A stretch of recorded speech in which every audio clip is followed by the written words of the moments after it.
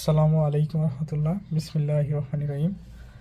আজকে আমরা সবচেয়ে একটা গুরুত্বপূর্ণ আমাদের শরীরের অঙ্গ নিয়ে আলোচনা করব, সেটা হচ্ছে কিডনি। কিডনি আসলে কিভাবে কাজ করে সে বিষয়টা আজকে আমরা জানব।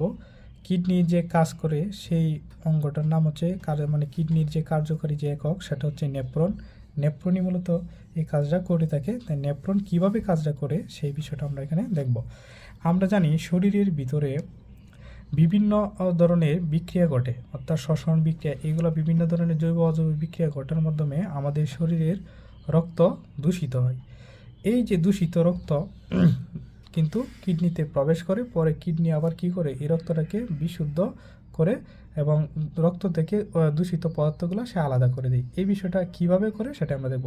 তার আগে আমরা একটু চিত্রটা দিয়ে খেয়াল করি এবং এই চিত্রে বিভিন্ন অংশের একটু নামকরণগুলো আমরা একটু দেখে নেই। যেমন এই অংশটার নাম হচ্ছে, এখান দিয়ে যেহেতু রক্ত প্রবেশ করে, এটার নাম হচ্ছে এফারেন্ট ধমনী, আর এটা হচ্ছে ইফারেন্ট ধমনী, আর এটার নাম হচ্ছে নিকটবর্তী নালিকা। এই যে আমরা একটা লুপ দেখতে পাচ্ছি, এটা হ্যান্ডেল লুপ, আর এটা হচ্ছে সংগ্রাহক নালী, আর এটা হচ্ছে দূরবর্তী নালিকা, আর এই যে অংশটা এটার নাম হচ্ছে রেনাল কর্পাসল। আচ্ছা, এখন আমরা মূল আলোচনায় চলে যাই। আমাদের শরীরে যে দূষিত রক্তগুলা তৈরি হয় সেই দূষিত রক্তগুলা এই এফারেন্ট ধমনির ভিতর দিয়ে এইখানে আসে। এইখানে মূলত এই রেনাল কর্পাসলে আসে। এখানে কিন্তু একটা চাকুনির মতো দেখতে পাচ্ছি আমরা। আসলে এখানে একটা কিন্তু চাকুনির মতো অবস্থা আছে।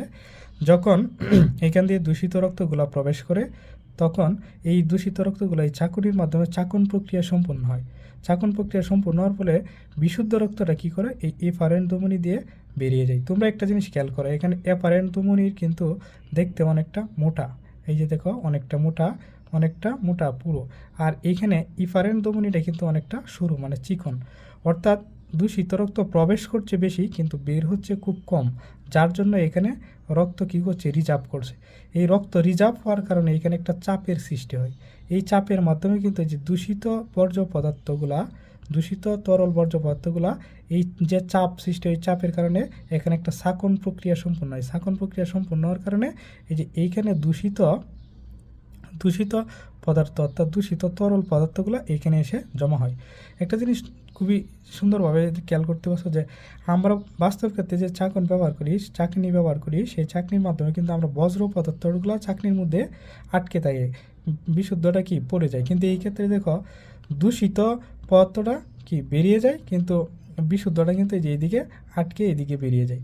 অর্থাৎ এই চাকন প্রক্রিয়া আমাদের বাস্তব ক্ষেত্রে যে চাকনি আছে সেটার পুরোপুরি কি বিপরীত। আচ্ছা, যাই হোক, এখানে চাকন প্রক্রিয়ার মাধ্যমে কি করলো, দূষিত তরল পদার্থগুলো এখানে আসলো। এখানে আসার মাধ্যমে এদিক দিয়ে এই নিকটবর্তী নালিকার ভিতর দিয়ে আসার সময় এইখানে আবার দেখো এটাকে বলা হয় হ্যান্ডলিন লুপ। এই হ্যান্ডলিন লুপ থেকে অনেকটা সরু চিকন, অর্থাৎ এখানে প্রচুর পরিমাণে দূষিত তরল বর্জ্য পদার্থ রয়েছে, কিন্তু এখান থেকে খুব কম পরিমাণ যাচ্ছে, খুব কম পরিমাণ। তার মানে আমরা এইখানে আরেকটা বিষয় খেয়াল করছি, যেহেতু কম পরিমাণ যাচ্ছে, তাহলে এইখানেও কিন্তু দূষিত তরল বর্জ্য পদার্থর একটা রিজার্ভ হচ্ছে, মানে এখানে সংরক্ষিত হচ্ছে। অনেকক্ষণ ধরে একটু তারা অপেক্ষা করতে হচ্ছে, যেহেতু আস্তে আস্তে এখান দিয়ে দূষিত বর্জ্য পদার্থটা যাচ্ছে। তো এইখানে রিজার্ভ হওয়ার কারণে এই যে স্তরগুলো আছে, এই স্তরগুলো কি করবে, এই যে দূষিত পদার্থটা এখানে সংরক্ষিত আছে, এই দূষিত পদার্থ থেকে প্রয়োজনীয় আমাদের শরীরের জন্য উপকারী যে রাসায়নিক দ্রব্য বা প্রয়োজনীয় যে অংশগুলো আছে, এগুলা এই স্তরগুলো কি করে, এই যে দূষিত পদার্থ সেটা থেকে শোষণ করে নেয়। শোষণ করে পরে কিন্তু একদম পিওরলি যেটা দূষিত পদার্থ সেটাই কিন্তু এই হ্যান্ডেল লুপ দিয়ে কি করে, হ্যান্ডেল লুপ দিয়ে এইভাবে দূরবর্তী নালিকার মধ্যে দিয়ে, সংগ্রাহক নালিকার মধ্যে দিয়ে এইভাবে একদম মূত্রথলি থেকে কি হয়, জমা হয়।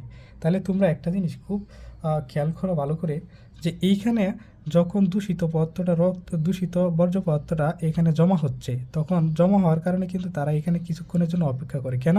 কারণ এইখান দিয়ে তো আস্তে আস্তে, যেহেতু এটা চিকন সরু, এখান থেকে আস্তে আস্তে কিন্তু কি করে, দূষিত বর্জ্য পদার্থটা কিন্তু প্রবেশ করে এখানে আস্তে আস্তে, যার জন্যে এইখানে তারা যেহেতু কিছুক্ষণের জন্য অপেক্ষা করে, সেই অপেক্ষাকৃত দূষিত বর্জ্য থেকে কিন্তু এই স্তরগুলা কি করে, আমাদের শরীরের জন্য যে প্রয়োজনীয় উপাদানগুলো আছে, প্রয়োজনীয় উপাদানগুলো কিন্তু এই স্তরগুলো কি করে, গ্রহণ করে নেয়, শোষণ করে নেয়। আচ্ছা দেখো কতই চমৎকার যে আসলে আমাদের শরীরের জন্য যত কিছু প্রয়োজন সব কিছু কিন্তু খুব সুন্দরভাবে সিস্টেম মতোই আমাদেরকে সৃষ্টিকর্তা সৃষ্টি করেছেন, যেন কোনো কিছুর জন্য আমাদের উপকারী কোনো কিছুর জন্য আমাদের শরীর থেকে বের হতে না পারে। যে এখানে চাকন প্রক্রিয়া সম্পন্ন হওয়ার পরেও কিন্তু এখানেও কিন্তু এই স্তরগুলো কী করে, এই দূষিত বর্জ্য থেকে প্রয়োজনীয় উপাদানগুলো তারা শোষণ করে নেয়। তারপরে এইভাবে একদম যেটা দূষিত বর্জ্য সেটা কিন্তু এই হ্যান্ডিল লুপে সংগ্রাহক নালিকা দিয়ে দূরবর্তী নালিকার মধ্যে দিয়ে সংগ্রাহক নালিকার মাধ্যমে মূত্রথলিতে জমা হয়, পরে কিন্তু এটা আমরা নিঃসরণ করে দিই। তো এইভাবে কিন্তু আমাদের শরীর থেকে দূষিত রক্তটা এখানে বিশুদ্ধ হয়ে বিশুদ্ধ রক্তটা এদিক দিয়ে বেরিয়ে যায়। এইভাবেই কিন্তু কিডনি আমাদের মূলত প্রতিনিয়ত এই অবিশুদ্ধ রক্তকে বিশুদ্ধ করছে এবং এইভাবে এই চাকন প্রক্রিয়াটা সম্পন্ন করছে। এখন চিন্তা করো যদি এই প্রক্রিয়াটা না ঘটে থাকে তাহলে কী ঘটবে? অবশ্যই অনেক মারাত্মক সমস্যা ঘটবে আমাদের শরীরে। তাহলে দূষিত রক্তটা আর বিশুদ্ধ হবে না এবং পুরোপুরি রক্ত কী হয়ে যাবে, বিশুদ্ধ রক্ত কী হবে, দূষিত হয়ে যাবে এবং আমাদের মৃত্যু পর্যন্ত হতে পারে। এই জন্য দেখবা কিডনি রোগীদের যাদের কিডনির সমস্যা এই কাজটা কিন্তু মেশিন দ্বারা করাতে হয়, যেটাকে আমরা কিডনি ডায়ালিসিস বলে থাকি। যাই হোক, আশা করি আজকের বিষয়টার মধ্যে কিডনির কাজটা, কিডনি কীভাবে কাজ করে সেই বিষয়টা তোমরা খুব ভালোভাবেই বুঝতে পেরেছ। আমার ভিডিওটা দেখার জন্য সবাইকে অসংখ্য ধন্যবাদ। তোমাদের কাছে আমার অনুরোধ যে আমার চ্যানেলটা তোমরা অবশ্যই সাবস্ক্রাইব করবে এবং আমার আরও ভিডিও পেতে তোমরা কমেন্টের মধ্যে আমাকে জানাবে। তা আজকে এই পর্যন্ত, সবাইকে অসংখ্য ধন্যবাদ। আসসালামু আলাইকুম।